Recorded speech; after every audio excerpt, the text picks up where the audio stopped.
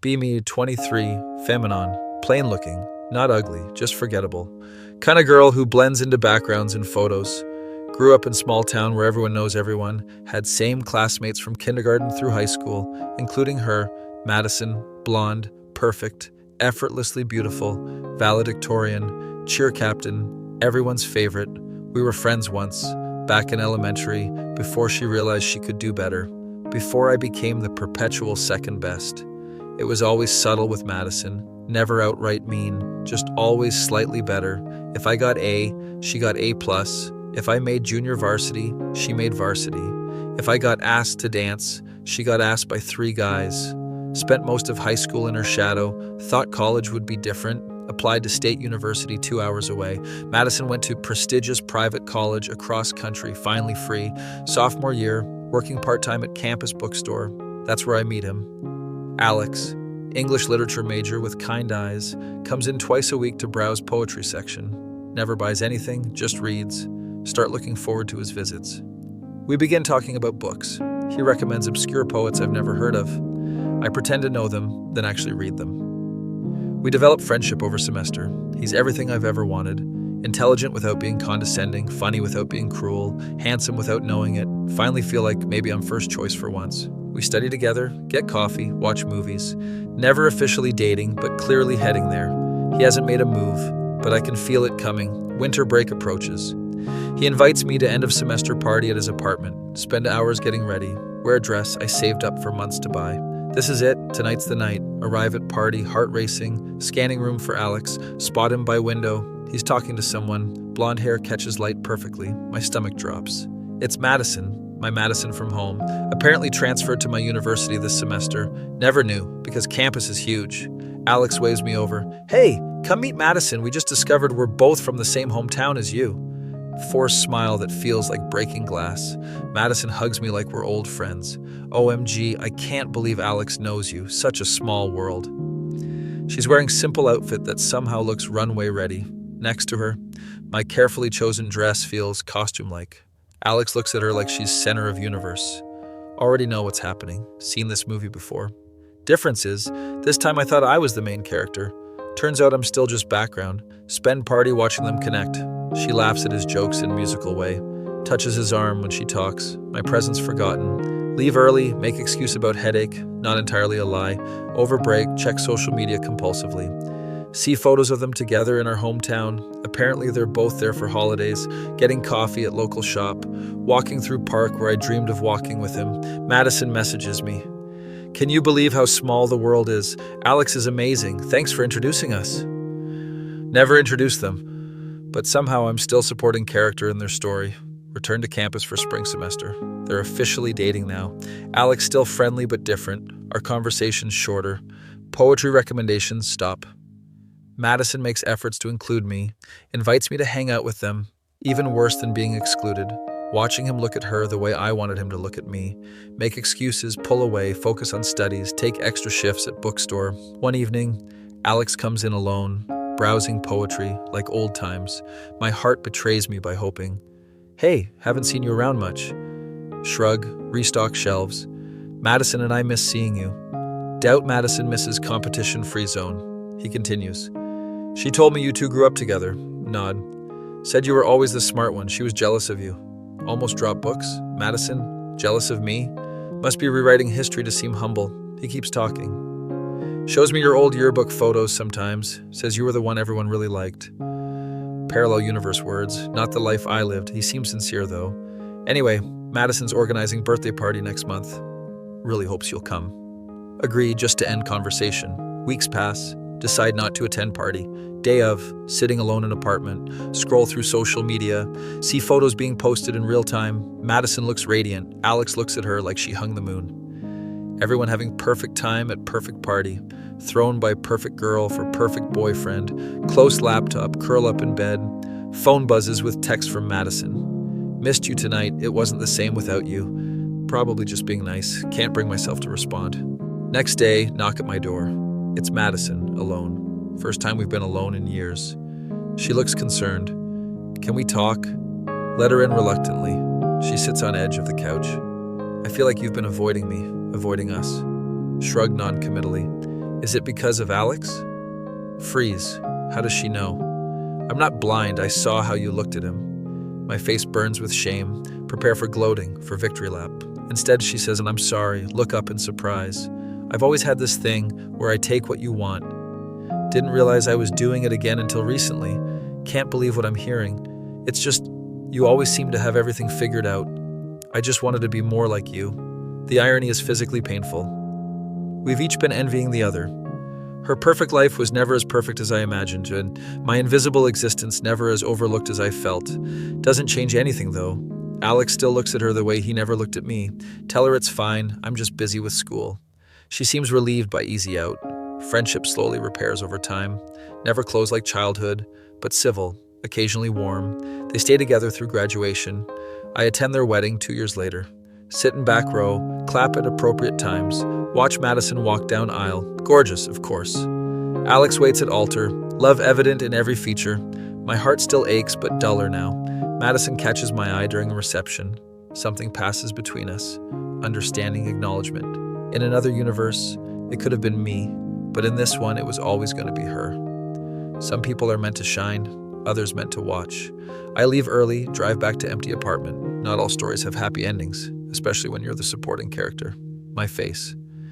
When I realize some hearts are just meant to break in silence. The worst part is, I still check their social media, watch their perfect life unfold from afar. First apartment together, honeymoon photos in Greece, Madison's baby shower, their first child, a girl with his eyes and her smile. Sometimes wonder if they ever think of me, if they notice I've stopped liking their posts, stopped commenting congratulations, just silently watching from digital distance. Tried dating other guys over the years, nice enough men with decent jobs and kind smiles, but always find myself comparing them to Alex. Find myself picking apart the ways they don't measure up. Then hate myself for the unfair comparison. Therapist says I need closure, need to let go of what might have been. Easier said than done when you've been secondary character your whole life.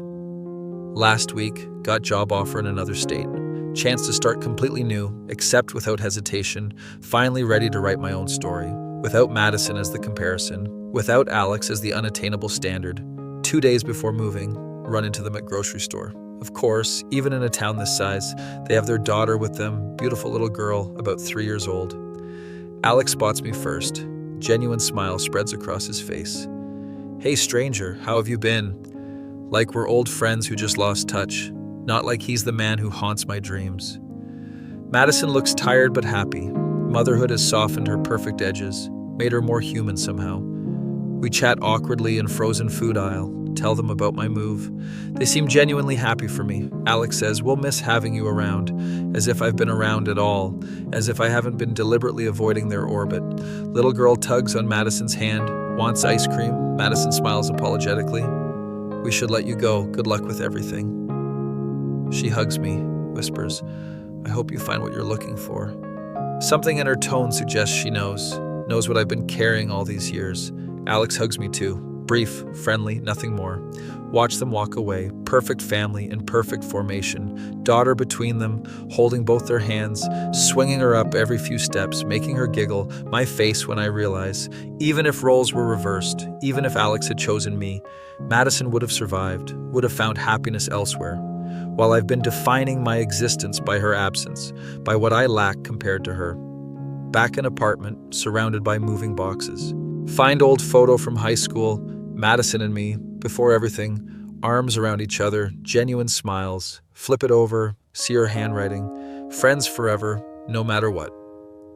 To childish hearts dotting the exclamation points, realize Madison wasn't villain in my story, just another character living her own tuck photo into box labeled memories.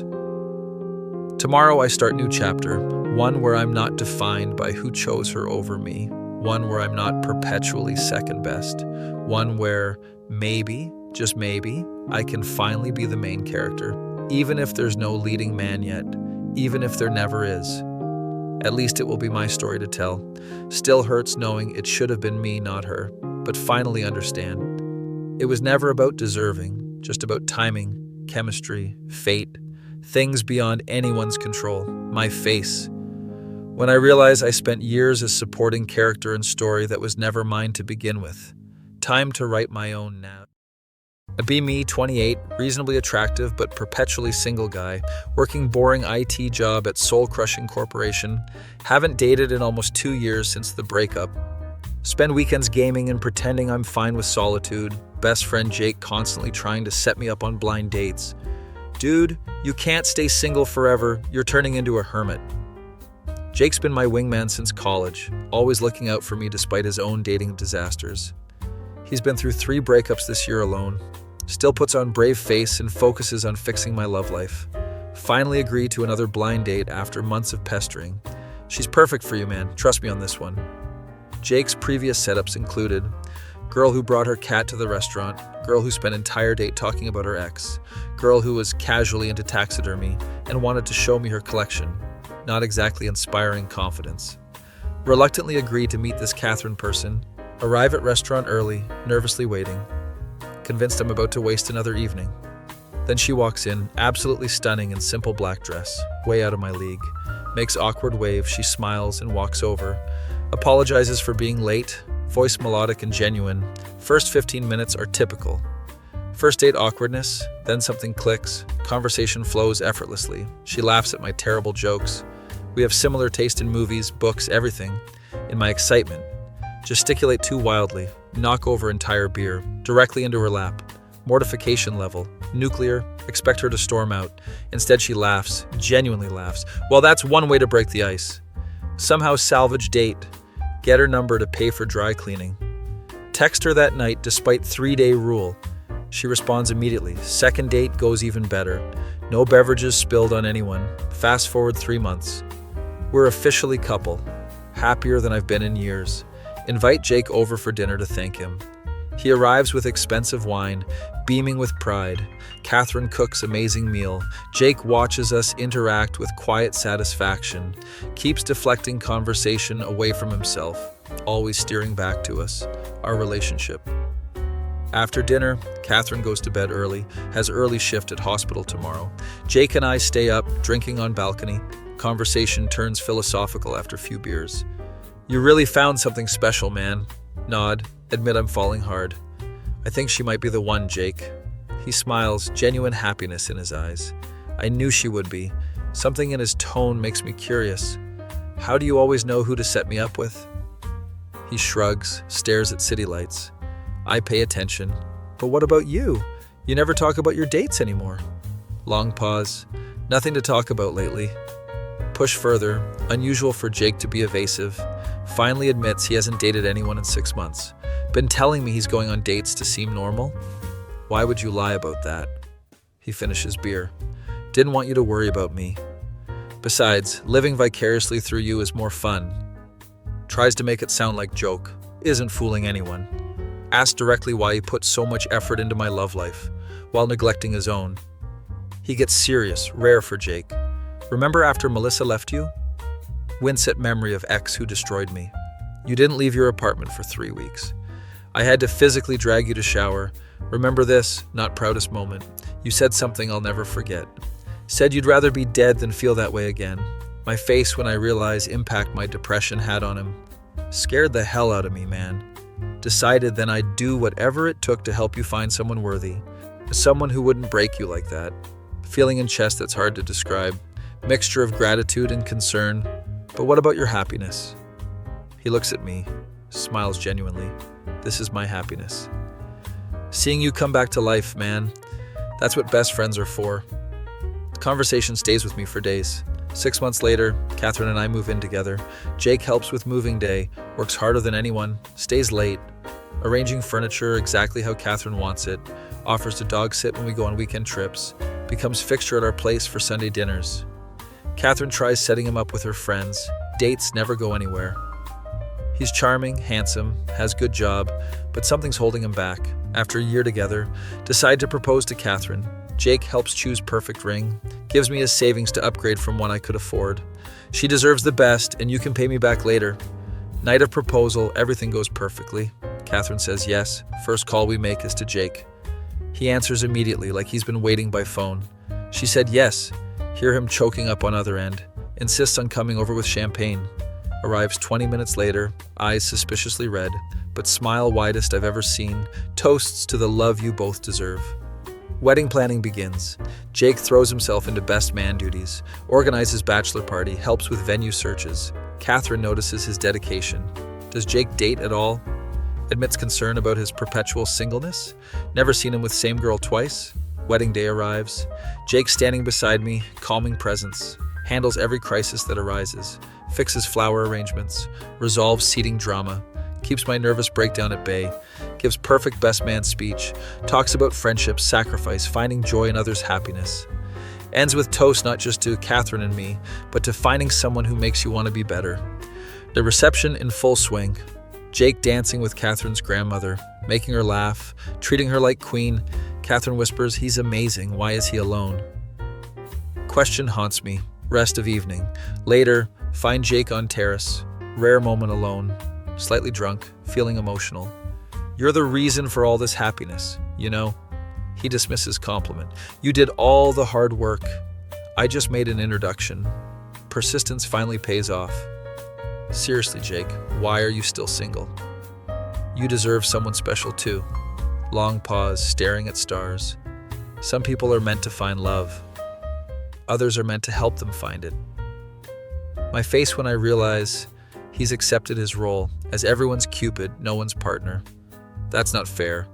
He turns, expression peaceful. Who said anything about fair? I'm happy, really. Not everyone needs the same things to be content. Puts hand on my shoulder. Your happiness is part of mine, always has been. That's what best friends are for, buddy. Simple statement, but hits me right in chest. Realize some people find purpose in others' joy, and there's profound beauty in that sacrifice. Be me, 25, barista at busy downtown Starbucks. 2 years into this job and still can't afford therapy for the customer service trauma. Morning rush finally died down, wiping counter for millionth time today. Door chimes, look up. Woman walks in, mid-20s, pretty in that natural way. Carrying book, hair in messy bun, dark circles under eyes. Recognize her as regular, who always orders same thing. Tall Americano, extra shot, splash of cream. Always polite but never really smiles. Something sad about her. Comes in almost every Tuesday and Thursday. Always alone, always reading. Today she looks especially down. Approach counter. Try my standard cheerful greeting. "Good morning. What can I get started for you?" She orders usual without looking up from phone. Name tag partially visible beneath scarf. "Name for the order?" "Olivia," she says quietly. Scribble on cup, tell her total. She taps card, steps aside to wait, making her drink when door chimes again. Tall guy walks in, looks exhausted but kind eyes. Also recognize him as semi-regular. Usually comes in weekends, not weekday mornings. Orders complicated cold brew with way too many modifications. Always tips well though. Always checking phone like waiting for important call. He steps up, distracted by something on phone. "Hey, what can I get for you today?" He finally looks up, orders his usual heart attack in a cup. "Name for the order?" "Jake," he says, still distracted. Notice both Jake and Olivia standing in waiting area, both staring at phones, both looking slightly sad, both attractive, both alone. My face when light bulb moment happens. Finish Olivia's drink first, deliberately write Olive instead of Olivia. Call out tall Americano for Olive. She looks up, slight frown. "It's Olivia," she corrects quietly as she takes drink. "Sorry about that," I say with exaggerated apology. Make sure to say name loud enough for Jake to hear. Finish his ridiculous cold brew concoction. Deliberately write Blake instead of Jake. Call out cold brew for Blake. He looks up confused. "It's Jake," he says, approaching counter. Now they're standing next to each other, both holding misspelled drinks. "Wow, they're really butchering names today," he says to her. She gives small smile, first one I've seen from her. At least Olive is close to Olivia. "Blake isn't even in same universe as Jake." She actually laughs. Success gift. Watch as they both step away from the counter. Both hesitate by condiment station. Jake grabs handful of napkins, offers her one when she reaches for sugar. "Thanks," she says. "Olivia's a pretty name," he says. My face when plan actually working. She blushes slightly. "Thanks, my friends used to call me Liv." "Used to?" he asks. Notices her book, points to cover. "Wait, is that the new Caleb Winters novel?" Her eyes light up. "You've read his work?" Only all of it. He's my favorite author. They're both smiling now, standing closer together, completely forgotten I exist. Perfect. Continue wiping already clean counter, eavesdropping shamelessly. They're discussing book characters like old friends. She mentions she's heading to park bench to read. He asks if he can join, has book and car. She actually smiles fully now. They leave together, still talking animatedly. My face when I just cupided two sad strangers. Feel unreasonably proud of myself. Next Tuesday, door chimes. Olivia walks in, but not alone. Jake right beside her, holding the door. They're laughing about something. Approach counter together. Let me guess, I say. Tall Americano and modified cold brew. They look surprised, I remember. You guys are pretty memorable, I say innocently. Jake insists on paying for both drinks. As I'm making orders, hear snippets of conversation. Something about dinner last night, something about another book. This time when I call their names, spell both correctly. Jake looks disappointed. What, no creative name spellings today? Wink at him. Figured I'd already done my job. Olivia looks confused. Jake just laughs. They take window seat, heads close together, keep coming in together for weeks after. One day Jake comes in alone. Worry, maybe they didn't work out. He orders 2 drinks to go, mentions Olivia. Waiting in car. They're heading to bookstore event, asks for my name, thanks me for terrible spelling skills. Says it was best mistake anyone ever made for him, leaves extra large tip. My face when minimum wage barista job led to actual love story. Maybe I should switch to matchmaking. Probably pays better than serving entitled caffeine addicts. Still, one happy ending amid sea of Karens, worth all the misspelled names.